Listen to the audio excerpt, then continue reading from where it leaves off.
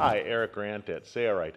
We have a lot of customers that ask why their closing or blind stitch or sewing doesn't look good when they pull on the fabric assembly. They can see the threads. This is a poorly sewn closing or blind stitch.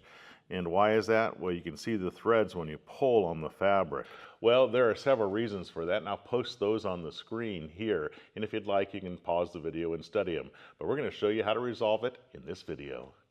Here I'm sewing a seating vinyl called Eversoft together. Outside surfaces are facing each other, and we're a ½ inch from the edge. And I'm going to do a little bit of reversing here.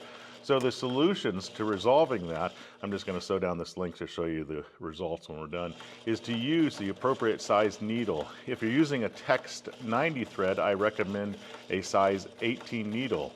If you're using a text 70 thread, I recommend a size 16 needle. You also need to make sure that your upper tension is adjusted appropriately so the knot is in the middle of the fabric. It can't be on the top and it can't be on the bottom.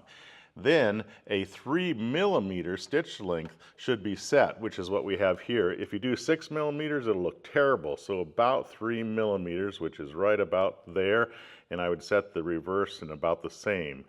Then you must also use, as you can see, I'm sewing a brown fabric, a corresponding thread color, which is a brown. It doesn't have to match perfectly, but the closer it is, the better it'll look. So now I'll do some reversing here.